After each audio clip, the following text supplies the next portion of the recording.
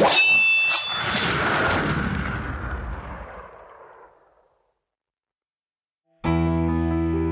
like your knowledge has nothing to do with your performance of your bowing, of your rei ceremony. How's it going, everybody? Welcome. This is Whistlekick Martial Arts Radio, episode 620.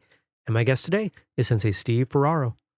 I'm Jeremy Lesniak. I'm your host here for the show, founder of Whistlekick, passionate martial artist, and someone who's invested tons of their life and all kinds of their everything else into promoting, supporting the traditional martial arts. That's what we do here at Whistlekick. And in fact, if you go to whistlekick.com, you're going to see all the things that we're working on, projects and products. Yep, we've got a store. One of the ways that we pay the bills, because putting this podcast together, it's not free. So if you go over there, you find something you like in the store, use the code podcast15, gets you 15% off, and lets us know that this podcast does lead to some sales. If you want to go deeper on this or any other episode of the show, because they're all available, go to whistlekickmartialartsradio.com. You're going to find transcripts. You're going to find social media links, website links, sometimes email addresses, photos, videos, all kinds of good stuff that come out of each and every episode all the way back. And those are at whistlekickmartialartsradio.com. Why do we do what we do with the show? Well, it's to connect and educate and entertain the traditional martial artists of the world. Our hope is that in doing so, you love training and maybe train longer or more or meet some friends or whatever. I have a long-standing belief that martial arts training makes people better, and that's why we do what we do. If you want to support us, you got a bunch of ways you can do that. Like I said, you could buy something. You could support our Patreon, patreon.com/whistlekick, or maybe check out one of our growing list of training programs at whistlekickprograms.com. Right now, we've got a strength program. We've got a speed program. We've got a fight conditioning program. We've got a hybrid of the strength and speed program. We are building a flexibility program. We've got all kinds of things that are going on behind the scenes. And you know what? I think you're going to like them. My guest today is Sensei Steve, and we had an absolute blast talking about martial arts. I really can't sum it up in any better way because we went all over the map. We talked about a bunch of different stuff, his background, and it was just a really fun conversation. One of the best parts about what I do is that I get to talk to martial artists about martial arts. It is the best part of my day. And here we are, and we're doing it, and you get to listen to it. So let's do that. Sensei Steve, welcome to Whistlekick Martial Arts Radio. Hey, man, thanks for having me. Appreciate it. Of course. Yeah. Hey, thanks for being here. Thanks for doing this. This is the best part of my job is I get to talk to martial artists about martial arts and call it work. And I mean, what's better than that? This is the best part of my day is talking to people about martial arts. So yeah, feel free to go at whatever you want to talk about, man.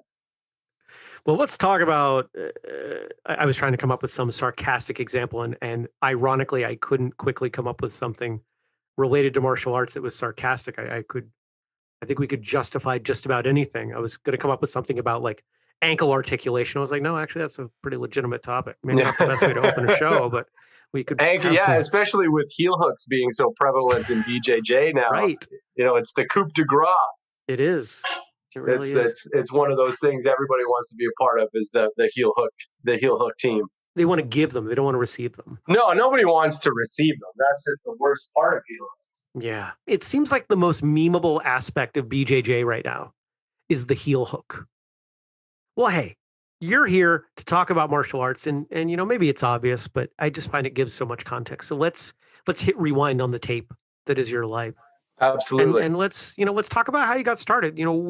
What was the impetus for your initial training in martial arts?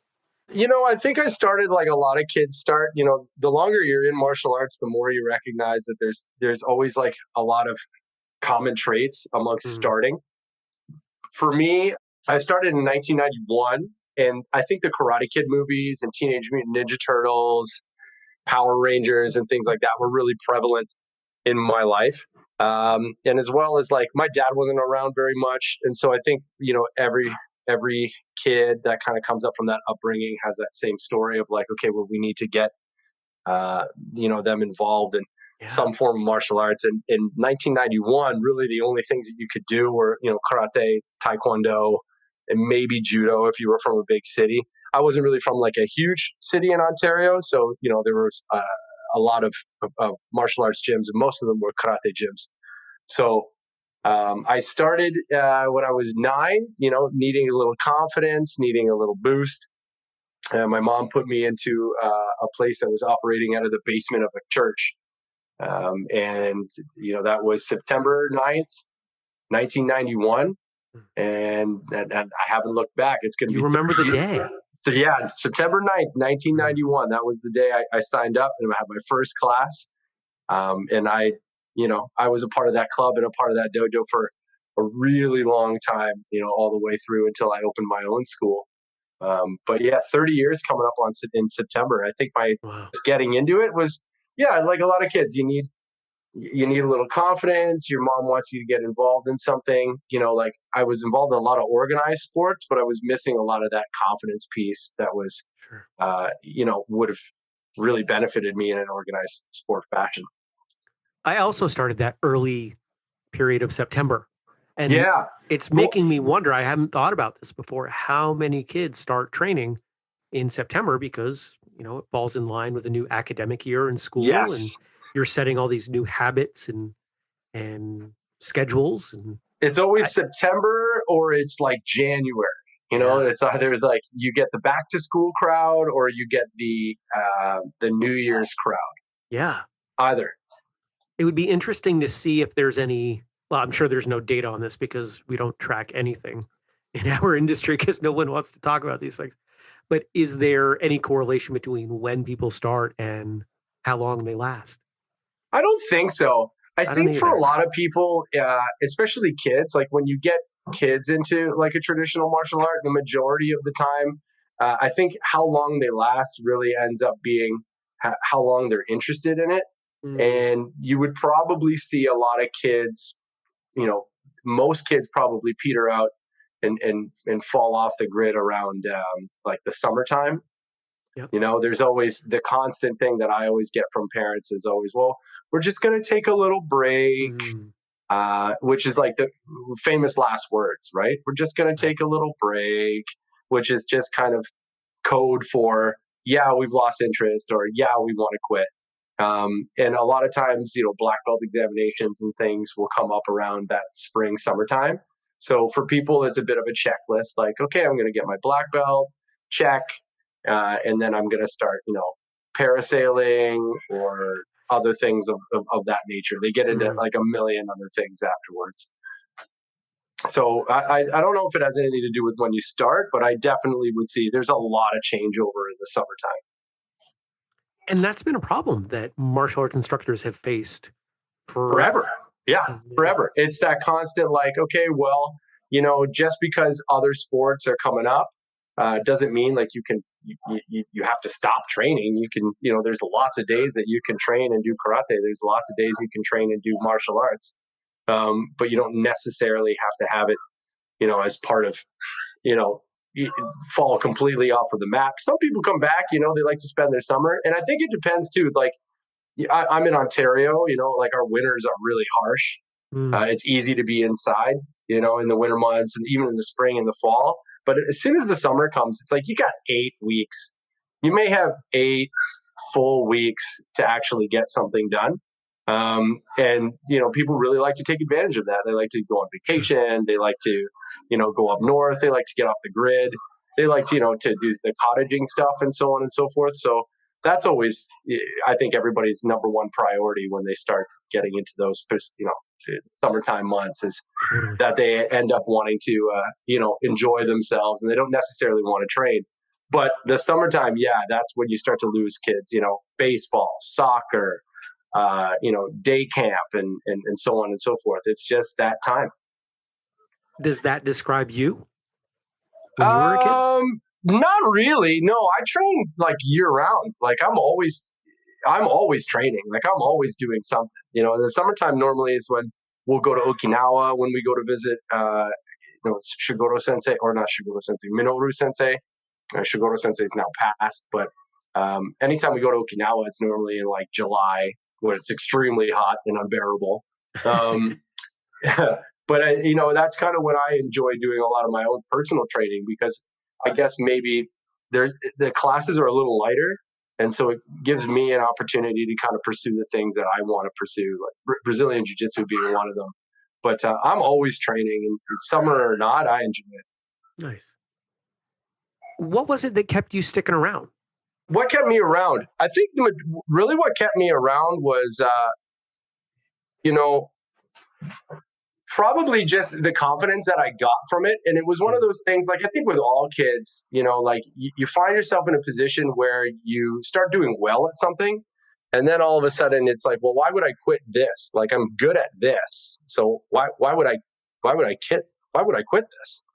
Yeah, I get that. Like it's the thing that I'm the best at. It's the thing that I want to do the most and more than anything else. So as you get better at it, and as you progress, and as you progress, and as you progress, and as you progress, it's one of those things, like, you find yourself, wanting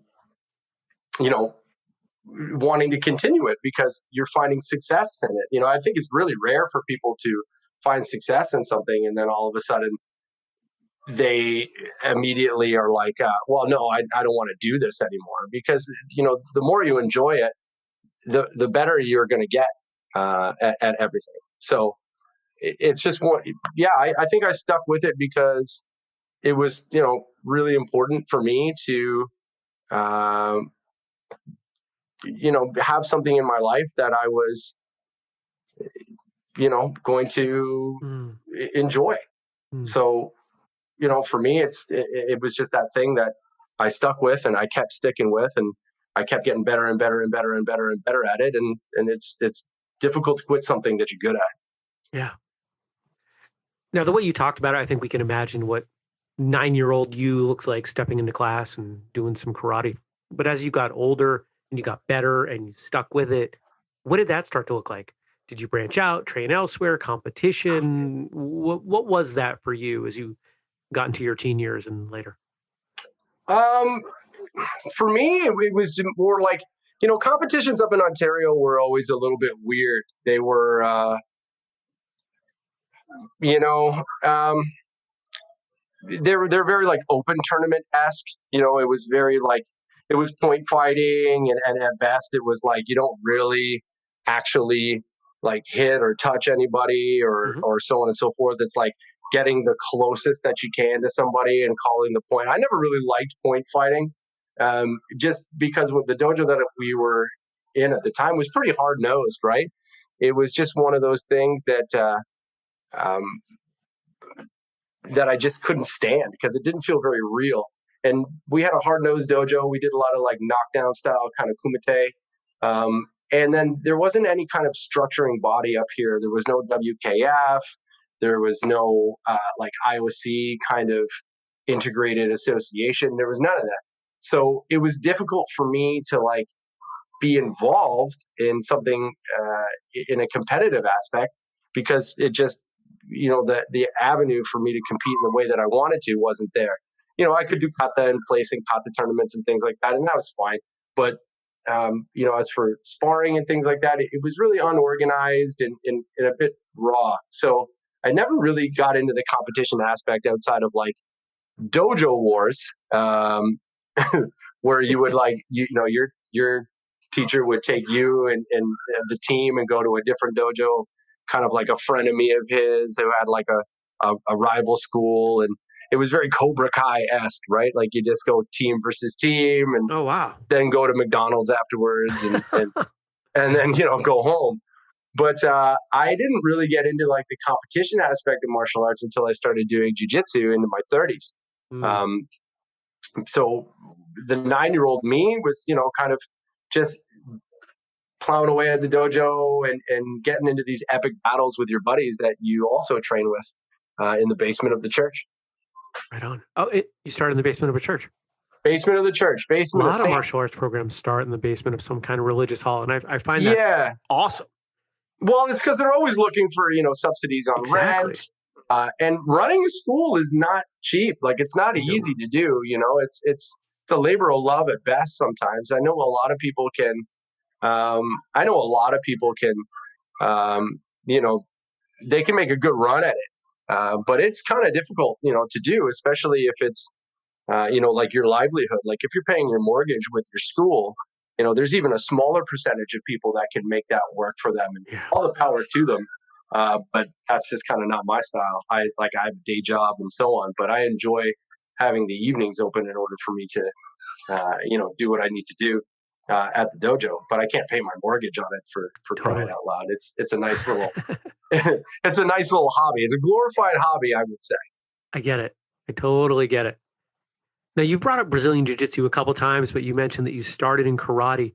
I find that when most people end up branching out, there's something that's kind of set in their mind fairly early in their training, whether it's their first instructor encouraging it, bringing in outside instructors, or maybe they transition to another school. Something happens that makes people go, I want to keep trying new things. How did that manifest for you? Brazilian Jiu-Jitsu was something that I started probably about, I was probably in my I was like in my mid to late 20s. I'm mean, probably say about between 25 and 28. I'm 39 now. I kind of started dabbling in it because a friend of mine at the time was like, I'm going to start a martial art. And I was like, oh, great, man. Like, what are you thinking? And he's like, well, I really want to get into jiu-jitsu because at the time, the UFC was on a bit of a resurgence. They were coming back with the Ultimate Fighter. And, being a young guy in like my college years or like post-college years and living with some friends and so on, we would watch all of, the resurgence of the UFC on Saturday nights. And that was something that he really, really wanted to do. There was one other school in town, but I was probably one of the only people he knew with a gi. And I was like, okay, cool. So he would just basically go to class. And then at the end of the week, we would get together on a Friday night and we would do, just round after round after round after round after round, which is basically me getting my butt handed to me constantly over and over and over and over. And that's where I kind of really fell in love with the art. And then afterwards, I kind of approached him and said, eventually he got his black belt in it. And I said, hey, we should do like a program at my school because I really enjoy doing it. And he was like, yeah, no problem. And that didn't really work out as well as we had hoped. And then I kind of was like, okay, this is something I still want to pursue. So I ended up having to go to a club that was, an hour outside of town just to get it in rounds and so forth. But I would say I've probably been studying it consistently over the last 2 to 3 years. And it's something that I've like really fallen in love with. And it's something that really adds to karate knowledge because a lot of people can sit around, especially in traditional martial arts like karate or taekwondo or so on and so forth. And they don't have that application piece outside of the kata study. It's that application piece that is super important. And bunkai has always been something, and applications has always been something I've always like enjoyed immensely.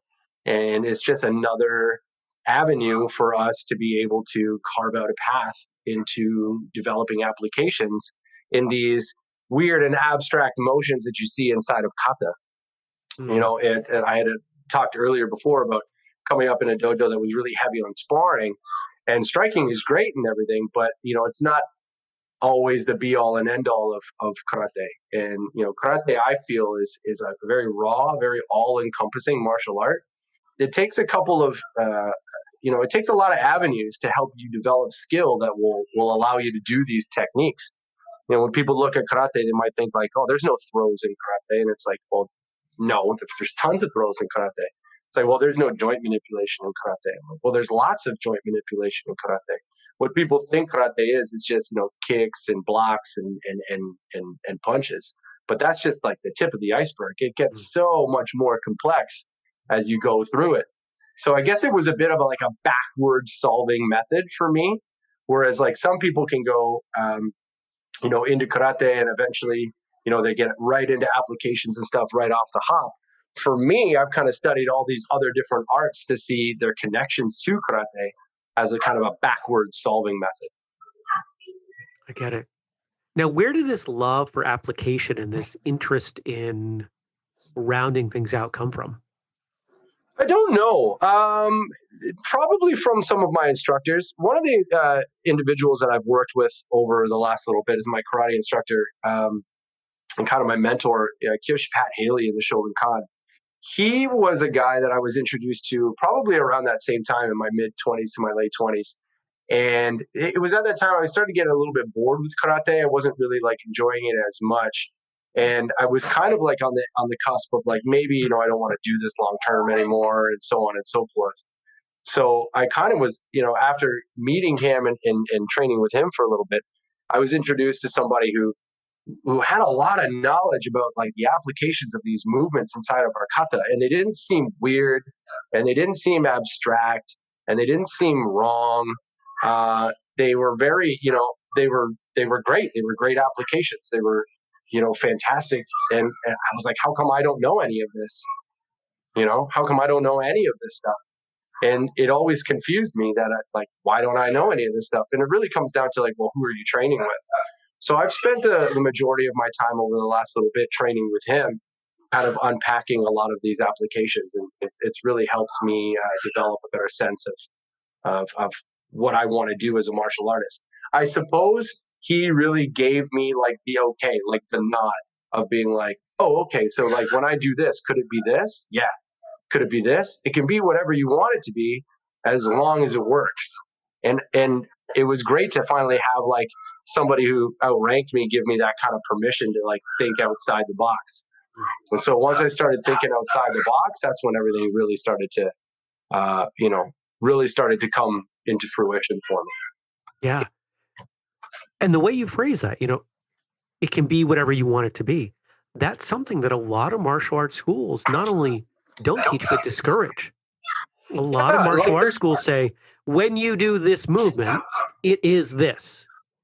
Right. And that's not something for me like I've ever really wanted to, it's when people say, and people talk about this all the time where they want to say like, oh, well, this move is this, or this move is this, or this move is this, or this move is this. And unfortunately, that's not how it goes.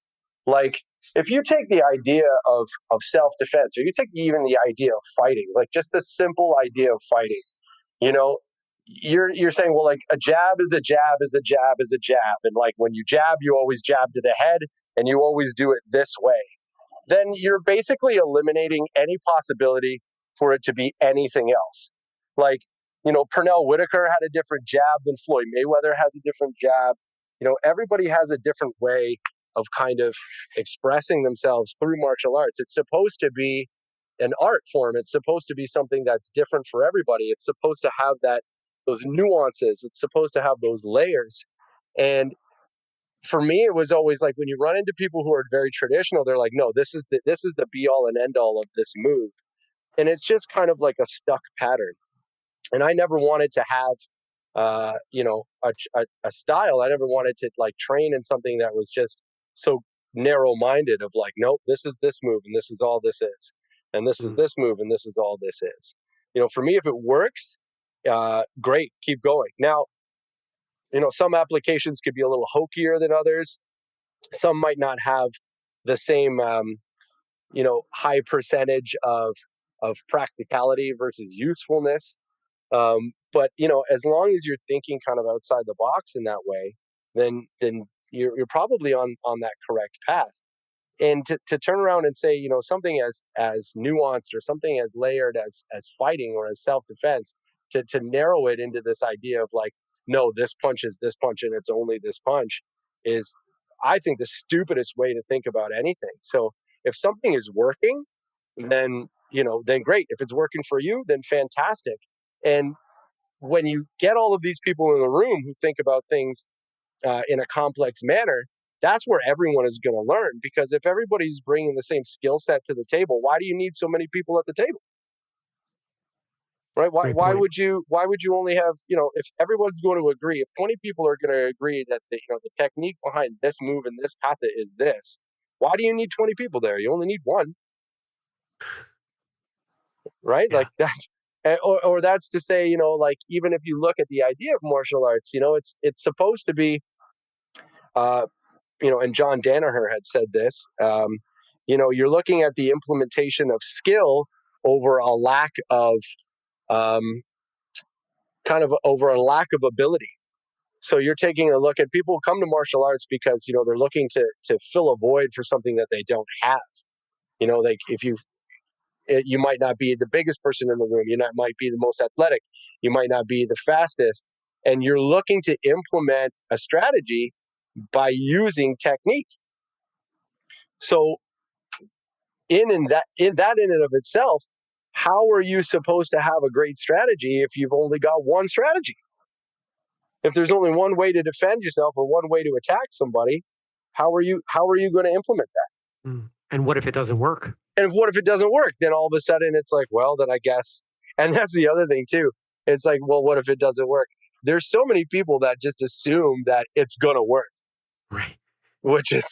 But it always works. But it's magic. Right. And that's the thing too, right? And I say this a lot in my dojo. I'll say, karate isn't magical. It's practical. And if you are going to look at something as being magical, man, you got another thing coming. Like, none of this is magic. It's not going to work unless you work it.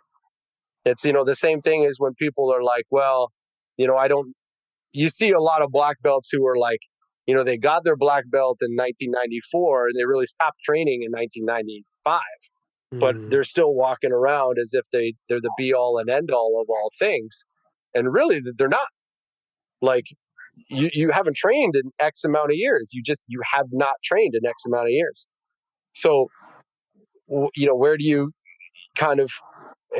get off telling people that, oh, it needs to be like this, or it needs to be like this, or it needs to be like that? It's like, but you're not really even training yourself. Like you're making this hard on everybody. The person who's learning and the person that's listening. So, you'll see a lot of people who are like, 100 pounds overweight, and they've got like all these degrees, and there's, the self-professed grandmaster at whatever. And that's really why I hate titles, because I think you hide behind them as like this mystique of, of who you think you are. But really, at the end of the day, like, the mats don't lie. Like, if your technique doesn't work, it doesn't work. If your strategy doesn't work, it doesn't work. And you can sit around and you can profess all you want about, well, this is going to work, but does it? And have you tried it? And are you still working on yourself? Because if not, then all you're really doing is selling snake oil. And, I think we could both agree there's enough people doing that. There are. Now, it sounds like, just in your tone, as you talked about that, this is striking a bit of a nerve. Yeah. It sounds like this is something that you think about, you've talked about before. And, full disclosure, we talk about this on the show. We in two often seemingly paradoxical ways. I am style agnostic and believe, whatever you train, if it works for you, if it checks your boxes for why, makes you happy, go do it. Right. But on the other side, there's a tremendous amount of ego in our industry that I think holds people back at all levels. Yeah. And that's what I find myself speaking out about most, is the ego and how it's an anchor. It's an anchor to where you are. It's never going to get you where you want to go. I always just want, part of my pursuit as a martial artist has always been to bring a credibility back to karate. Like, I feel like karate in and of itself is a great all-encompassing martial art. It's got joint locks and, tuite, it's got striking and kyusho, it's got a lot of really great avenues for study. And it just seems like people have gotten to a point where they just want to collect kata and they want to obtain rank, but they don't necessarily want to train, or they don't necessarily want to get better. And that's never been my pursuit. My pursuit has always been, to get better and to obtain the knowledge of people generations and generations and generations before, but then also to add to that.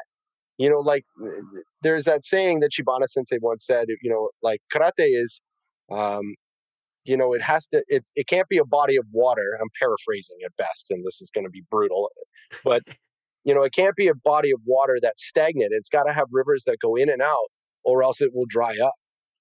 And you've got to allow people to experience karate, and karate needs to kind of grow as we all train into it.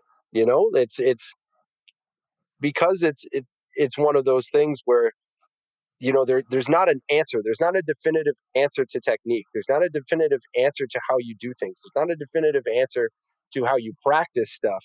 It's all kind of up to the participant. And when people turn around and they're very narrow-minded about, well, it needs to be done like this, and it has to be done like this, and it has to be done like this, what I see is a lot of posturing from people who really don't know any of the application behind it. I've been to classes, I've been to workshops where people will turn around and they'll ask questions about like how their feet are supposed to be when they bow. Like, what does it matter where your feet go, where you bow? You want to spend 20 minutes on where your feet go when you bow? If you go to Okinawa or any place where there are high-ranking karateka and yudonsha, they like half the time they don't even put their feet together when they bow. They slap the sides, the front of their thighs or the side of the thighs, and they smile big, and then they go after it. It's like your knowledge has nothing to do with your performance of your bowing, of your ray ceremony. It's either technique or you don't know technique. You either understand the principles of the applications or you don't. But to turn around and to spend like 15, 20 minutes on where your feet go when you bow. Oh, come on. What a high horse opportunity. And then somebody's going to answer that question. Well, you're really supposed to have it at like this. And people eat that up like they're learning something. Because they want to get it, quote unquote, right. I think what you're talking about is this interesting dichotomy between people who, I think you and I are probably pretty similar in this. I've for a very long time had what I like to call, and I'm not the one who coined this phrase, but a white belt mentality. I want to train. I just want to train. If you have something you can teach me that I don't know, I'm going to eat that up. Right. I'm gonna assimilate. Borg at a Star Trek. This came up in a podcast episode we recorded earlier today. Just this idea that if there's more to learn and you can teach it, I want to learn it. I really don't even care who you are, what your rank, title, style is. I want that. And then you've got other people who are fearful, I think, of training because they don't trust their skill. And instead of putting in the work to get better, they like to find these specific aspects of training. Right. And usually it's around formality and etiquette, in my mind, that they can hang their hat on and say, when you bow, it is supposed to be like this. And if you don't do it like this, you're being disrespectful. Yep. And it's this interesting form of bullying that creeps into what we do. Yes. It's like this kind of, well, I've got this, and it's like a subordination. They want to keep you down and them up, but at the same time, it's more like, yeah, but you're nickel and diming everybody. All the worst aspects of something. Like it's foolish. It's like, well, where does my hand go when I do this, and am I supposed to turn on this? And it's like you're looking at, it's like buying a car. And all you're doing is looking at how cool the paint job is. It's like, why are you focusing on the paint job? Like, focus on, the mechanics of what makes the car go. Focus on, like the aspects of the vehicle that are going to keep you safe.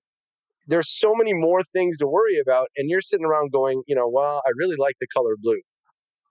Well, who cares about the color blue when you're talking about like this idea of karate, this idea of martial arts training, and I think people get really hung up on rank and certificates and titles and all of those things, and those are great. Like it's nice to obtain rank. It's nice to get something from somebody who you respect, and it is kind of promoting you to another level of what they feel is excellence, and that's great. These are great moments.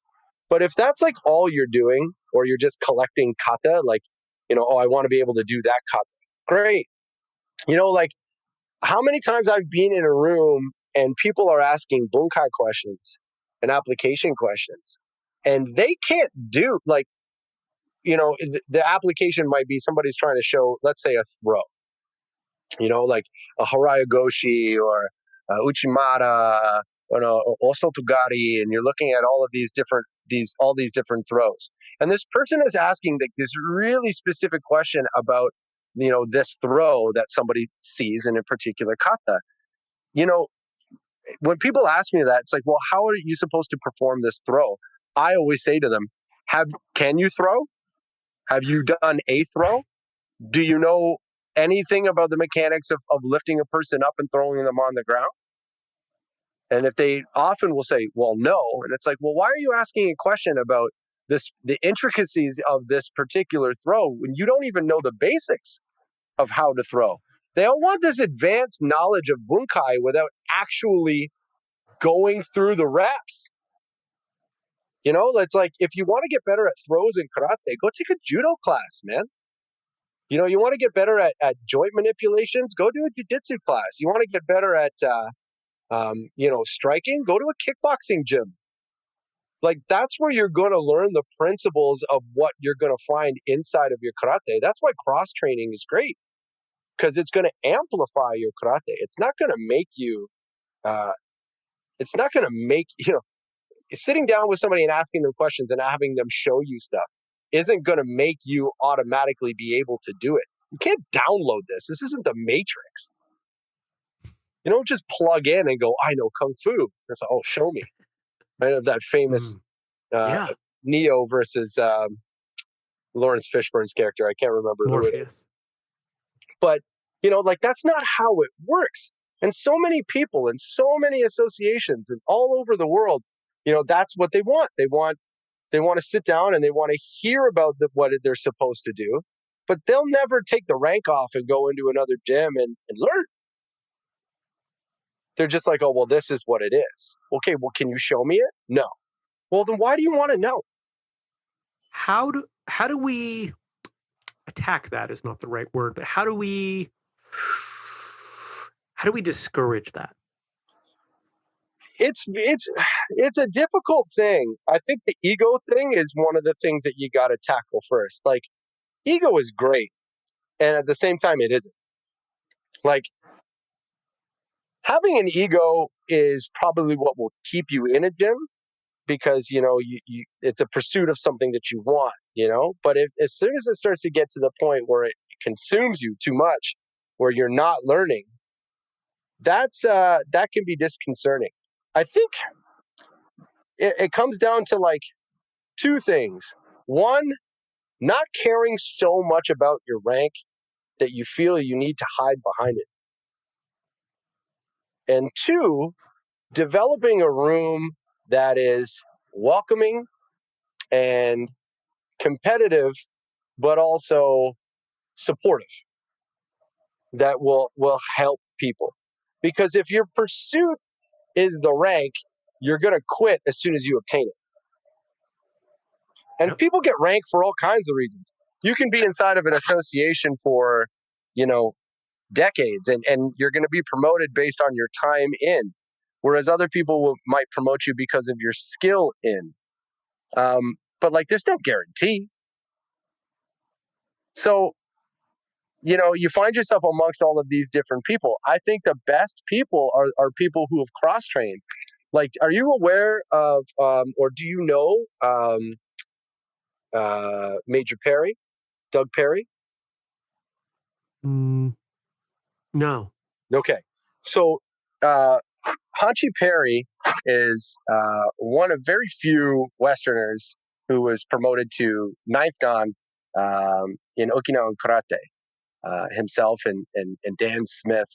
There's lots of individuals, but these are the ranks that are difficult to obtain. What makes Perry Sensei such a great karate person is all of the things that he has done outside of karate.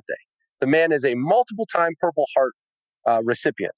The man had over 147 amateur boxing fights. The man was a Golden Gloves champion in the Marine Corps.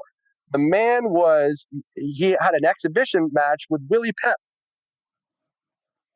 So when you ask him a question about striking in karate, he's going to be able to tell you because he's been in conflict, both as a Marine and as a boxer. And then he's taken that and brought it to his karate. Whereas a lot of people who are going to have high-ranking titles in karate have never been in a fight. The last time they've ever sparred might have been decades ago. They don't know anything about self-defense because they don't constantly practice live resistance training. They just don't. It's like, it's funny to me how karate or martial arts can be like this one thing where people go to you to learn how to protect themselves, and you don't know anything about protecting yourself because you're showing like techniques on an opponent who's not resisting, and you're selling people a confidence level that they don't deserve to have because they don't really train. You have these high-ranking people that run these schools, and when was the last time that they've ever been in a conflicting situation? Now, I'm not trying to say that as a martial artist, you should be going out and testing your skill in the street constantly and so on and so forth. But you should be looking actively to participate in things to get better at your craft. That's like watching a master's class on acting and assuming you can act. What's always drove me the most nuts is the thing about combatives. And I'm sorry to ramble here, man. Like I don't want this to be. This is perfect. This is a hallmark of the show. I get you going on a subject and you run with it. I don't want this to be like a one-sided conversation, but it's always like fighting is the one thing that people just assume they can do. Like no one in their right mind is like, well, I played a little basketball in high school, so I'm pretty much sure I could play in the NBA. No one believes that. But as soon as it comes down to fighting, everyone's like, oh, well, I can fight. And it's like, no, you can't. Or it's like people just assume that they can punch or that they can kick or they can defend themselves. And they'll say things like, oh, it's not the size of the fight of the dog, the size of the dog, it's the size of the fight in the dog. Well, that's something that people who have never been in a fight say. Right. Because it's a way of hiding behind their ego, because they don't want to admit to themselves they don't know what they're talking about. Everyone assumes they can fight and they can protect themselves, but fighting is one of the hardest skills to obtain. Like, you look at major boxers, major kickboxers, major grapplers. These are people that spend countless amount of hours working on their craft. And it takes a lifetime and not even master, but to be, fairly decent. Anybody that is a prize fighter will tell you that you're never going to master it. You're just going to get proficient. But yet, hundreds of people all over the place will say, well, I know how to defend myself, or I know how to fight, or I know how to... And most of the time, these skills are being taught by teachers who really don't know what they're talking about. Like, I can remember being taught a class on how to, like it was a knife fighting class, or it was somebody brought up this idea of like, well, if somebody presents a knife into the fight, and the person basically said, well, you kick it out of their hands. How stupid is that? You kick a knife out of their hands. Well, it's only stupid if you've tried it. Right. And then you know. And then you know that is a great way to get your leg cut. Like it's foolish. And I think one of the things that drives me the most nuts, the more time I spend in martial arts, the more I just want people to take off the rank, get on the mat. And my favorite saying in all of karate, is a Japanese saying, "Damate keiko," which is loosely translated as "shut up and train."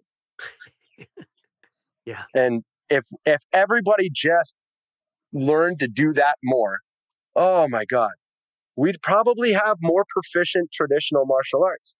And that's what gets me the most is like, I consider myself a traditional martial artist, like I've been doing karate 30 years. And if there's one thing that I've learned about doing karate for 30 years is that I can study this my entire life. I'm still never going to get to a mastery level of it. I'll never get to a mastery level of it. I'll get proficient, but my responsibility to karate is to bring people, bring people to the well. I want them to see it like I see it. I want them to see it like, hey, you need to, cross train. You need to learn from everybody. Everyone's got something to show you. Bring knowledge back to karate to make your karate better. Don't just assume that because you do karate that you are the be all and end all of all things, because that's just the first way to, ruining your training in the first place. For sure. Rant over. Well, that's too bad. So no, there'll be another one, man. Don't worry. I appreciate the passion, and a lot of what you're saying I agree with completely, and everything you said I agreed with at least partially. We're on the same page, and I think that's great. Now, I find that these conversations aren't always easy to have. Do you have people in your life that you exchange these views with, or have you been keeping this bottled up? Oh no, I talk about this all the time.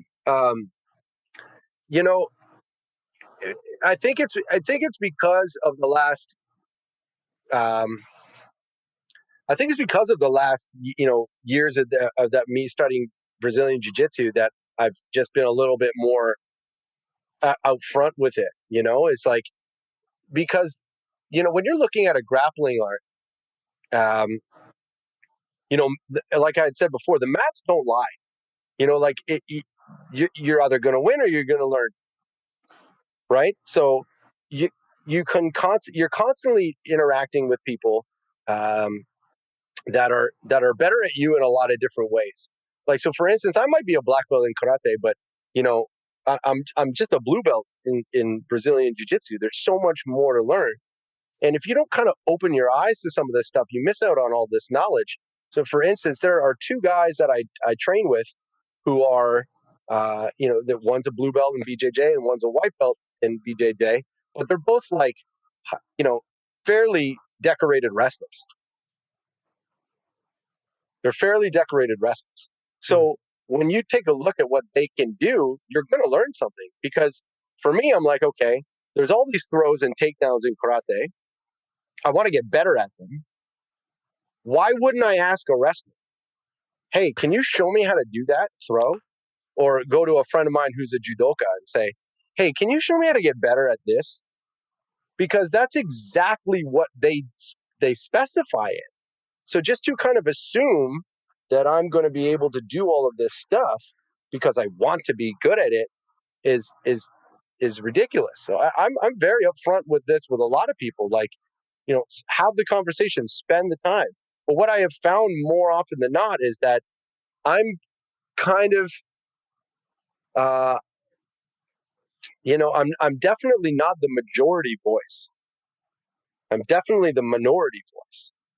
And I'm not expecting people to come to karate and then all of a sudden be like, great, go out there and cross train and find a wrestler and find a judoka and find, a boxer and then learn all this stuff and then come back, because people come to martial arts for different reasons. Some people might not get to that point in their training whatsoever, and that's okay.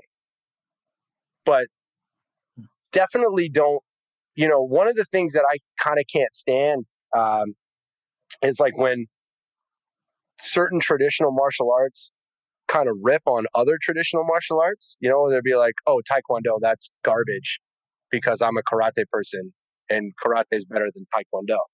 And it's like, I'm not sure. There are some really legit Taekwondo athletes who, have done like amazing things Olympically, in the ring and so on and so forth. And to turn around and to say, oh, well, because they do Taekwondo makes them less of a martial artist. It's like, I think your understanding is twisted.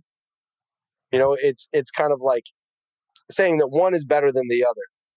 And one isn't better than the other. It's just depends on who you train with and the intensity of your training.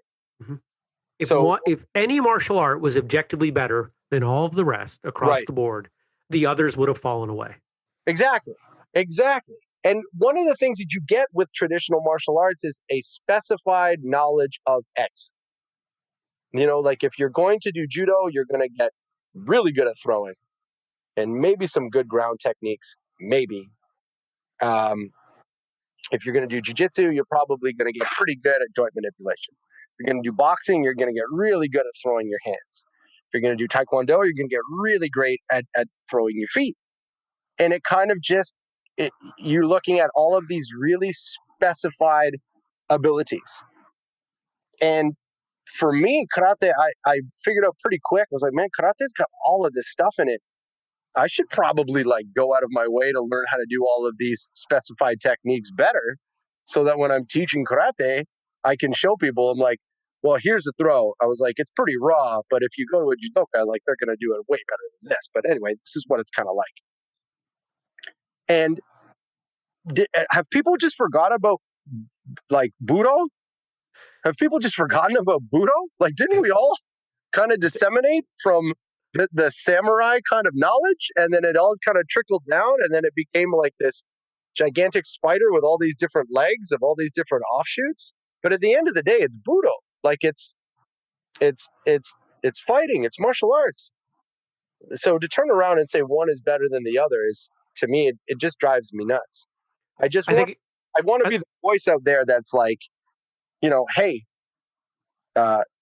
come back to center. Come back to center. I like that. I think what you're talking about all comes from the same place. It's that fearful ego position that makes people say those things, whether they're talking about applications they don't fully understand, couldn't implement if their life depended on it, or they're disparaging someone else's skill, style, application, etc. It comes from a place of fear. Yeah. They're afraid that of any number of things. And I think the one that is most common is they're afraid that they could have possibly been in a better place if they had trained differently or with different people or in a different way, etc. And they are so locked into this idea that they are the hero in their own story, because we all need to be. Right. Otherwise, the world falls apart. But they're so committed to that and not considering another perspective that they will do anything they can to remain such. Yeah. And, I kind of look at it like this, everybody has this admiration for their teacher. And you should always have a great admiration for your teacher or your coach. But they're never going to be the be all and end all. And I think, in parenting, I have a son and a daughter, and they're, 9 and 7 respectively. And I'm watching them kind of go up and go through sport. And it's not my job to coach them and to be their father. It's my job to be their father and to encourage them. And one of the things that I think has gotten lost over the years is this idea that, that you can only learn from your coach or your teacher. And also the fear of losing students to other people is what I think is really attributed to people kind of creating these close-knit little circles. You could get, well, we don't go there from this dojo because of this, or we don't go and do that because of this, or we don't trust this person, or we don't do this with this, because the instructor is kind of fearful of their revenue. Well, if they go over there and they train there, then they're going to like that better. And if they like that better, then they're not going to come back here. So, we keep them at a distance. It's like that joke, how many black belts does it take to screw in a light bulb? And one person... 1 and 99 would say, that's not how my instructor would do it. Yeah, 99 go, well, at our dojo, we do it a little bit differently, right? It doesn't matter what it is. It's just, you just have to learn and then bring that back to center. And for some reason, we've gotten to this point where like we don't even want to associate with other associations, even though we might be doing the exact same technique. Like we don't want to associate with other people because, of this, that, and the other thing. But, associate, or we might not even want to associate with people in our association because of this, that, or the other. Yeah. But isn't that like the whole idea of association? It should be. To associate? Isn't that the word? Now you brought up something I want to go back to briefly. This idea that as a school owner, if you allow people, if you encourage them to cross train and meet other people, that they may leave and go there because they like it better. How do you, as an instructor with a school, and no, it's not your primary or full-time income, but I'm sure you care. Yeah. How do you handle that? I've always encouraged people to go and do whatever it is that they want to do. But I try to bring different programming to my school that I would enjoy and that I think other people would enjoy. So not only do we have a karate curriculum and a koburo curriculum, but we also have, a kickboxing element to our school. We've added a jiu-jitsu element at our school. So for me, it's like, yeah, you can go wherever you want, or you could just go to a different class that's already happening here. Right. So let me rephrase, because I think it's important for people out there to hear this. So what you're saying is, instead of trying to control their reality such that they're not aware of other options that might be better, you focus on delivering the best possible offering to your students and potential students. Exactly. Like if I kind of look at it, if I was a young person or if I was the younger me, would I not benefit from going to one place where I could learn all different kind of systems of self-defense? And the answer would, resoundingly be, well, yeah. As opposed to being indoctrinated into being like, karate, it's the best. That's all you need. When you look at it that way, it's like, that's not the way to look at the study of anything. It's like, oh, you just need to do this one thing. No, I'm passionate about karate. I'm very passionate about karate. I always, will be a karateka at heart. But what brings out the best in my karate is my ability to see things that other people might not see because of the knowledge I've obtained in other arts, but then also to bridge those gaps between these martial artists and these martial arts in order to make things more cohesive. It's much more like, I like to think of martial arts much more like a Monet and less like a mosaic. I like the smearing of things across, because the more that you do the research, everybody turns around and thinks that martial arts is, or especially karate, is this Japanese thing. Well, karate is a Japanese thing, but, tudi or Rukyu no Bushi no Te, that's Okinawan. And before that, it was Pong Fa, and that's Chinese. And before that, it was all of these different rudimentary aspects of Budo, and that's Indian. So when we turn around and we try to like label this, that, and the other thing as being specific to these particular parts of the world or these particular techniques or this, that, and we're missing the entire experience of martial arts, the entire pilgrimage of martial arts, which was that living history of it going from one person to the next, one person to the next, and one person to the next, and one person to the next. For us to turn around and assume that we're doing a good service by essentially, closeting ourselves in our associations, or closeting ourselves in our rank, or closeting ourselves in our systems or our styles, isn't what brings new life to martial arts.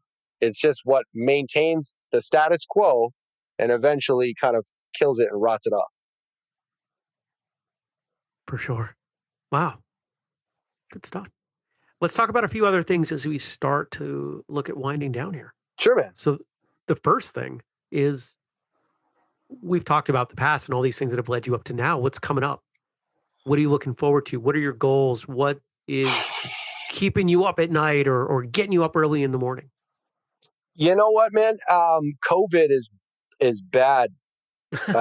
Yes. COVID has been bad. Where are you at right now? Like, I'm in Vermont. okay, you're in Vermont. So Ontario is the most locked down place in all of the globe. Wow. We are in our third lockdown. Hmm. They're just starting to open up things again, but martial arts schools, like, we haven't been able to do contact training with a partner or anything else since this whole thing began over 16 months, 17 months ago. Yeah. So as of March 2020, my students haven't been able to fight. And we are now in a lockdown that started, our third lockdown that started at the beginning of April.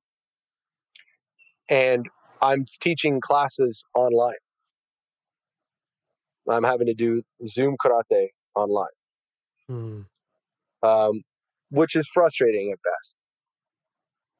So for me, what's coming up, hopefully what's coming up is the end of all of this lockdown nonsense and into getting back to regular training and partner training and contact training and those things. That's what I really am looking forward to. Because it's been brutal. There's been so many schools up here that have closed. There are so many, places that are shutting down, and I don't know what the end result is going to be, except that, we're looking at a 3-stage kind of a situation. And even by the third stage of opening everything up, they still won't tell us if we're going to actually be able to spar or touch each other or anything of that nature. It's getting ridiculous. Hmm. So for me, what I really want is an opportunity to get things back to normal. So hopefully what's coming up in the fall is getting things back to normal. I pray to God that Fingers is crossed. Yeah. what's happening.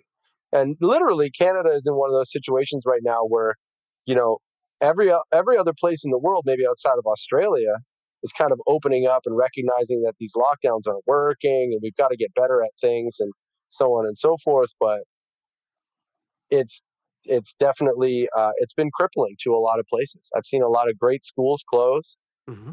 and we're hanging on. We're surviving. And is that because it's not your full-time gig? I don't know. A lot of that has to do with um, a lot of that is a testament to my students and Okay. their willingness to keep training, and their willingness to want to keep training, and their willingness to keep showing up. And I think they're finding a value in it. I also think that it's a bit um, it's a bit of a situation where, like, it's kind of the only game in town. Like, you can't really do anything right now. Like, organized sports are like shut down. Everything's really shut down. So really the only thing that you can do is log in for a karate class, or a fitness class or so on. You can't really do much else. So the only reason I think that I'm still in the game as of right now is because of my students. They've been incredibly resilient, and um, they've shown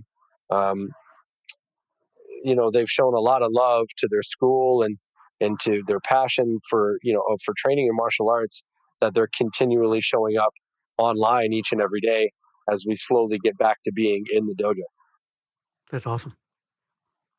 Well, if people want to get a hold of you, social media, website, email, anything like that you're willing to share?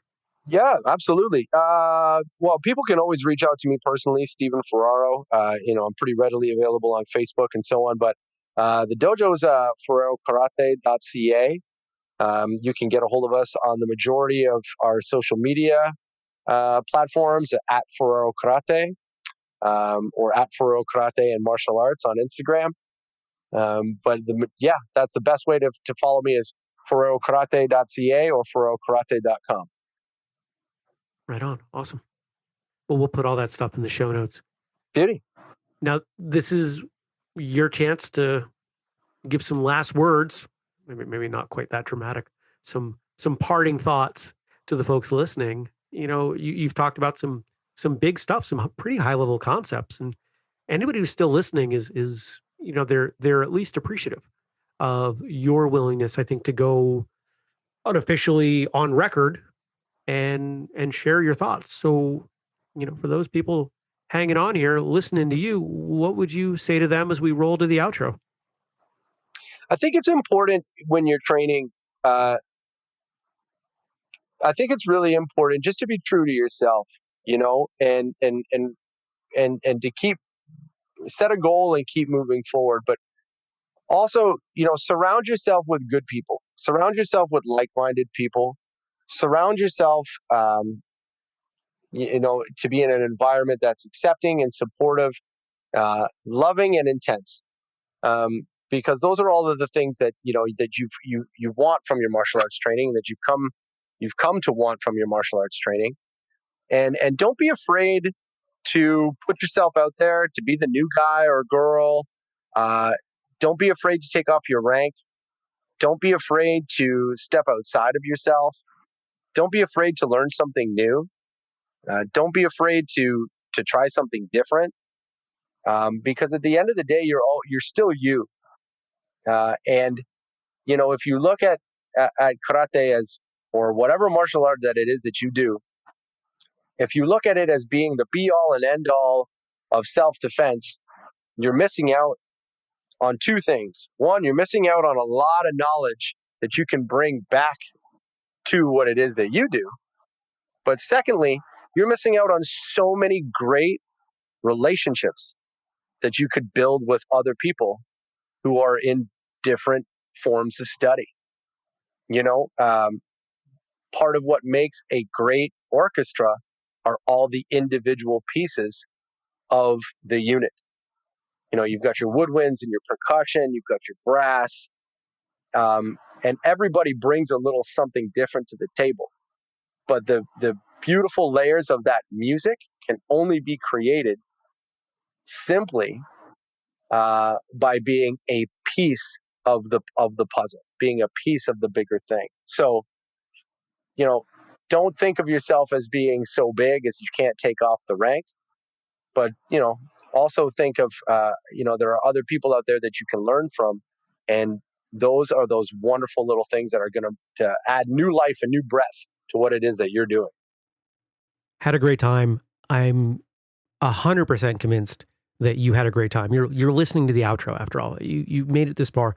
You enjoyed this episode. Probably not quite as much as I did, because I doubt anybody enjoys these episodes as much as I do, but maybe you do. Well, at the very least, I want to thank Sensei Steve for coming on. I want to thank him for sharing so openly and being so generous with his time. If you want to go deeper on this or any other episode, go to whistlekickmartialartsradio.com. You can check out every episode we've done. You can sign up for the newsletter, all kinds of good stuff over there for this episode, for other episodes. So check it out. If what we do means something to you, please consider helping us out. We've got a Patreon, patreon.com/whistlekick. You can get in as little as $2 per month. We've got our store at whistlekick.com. Use the code podcast15. And we've got our training programs. Like you want to get stronger at home with no equipment in a martial arts way designed to supplement your martial arts training. Yeah, we made that program. Nobody else made that program. It's available at whistlekickprograms.com. If you've got feedback, whether it's guest suggestions, topic suggestions, if we screwed something up, if there's anything, we want to hear about it. We want to hear from you. Email me, jeremy@whistlekick.com. Our social media, everywhere you can imagine, is at Whistlekick. And that's all I have for you today. Until next time, train hard, smile, and have a great day.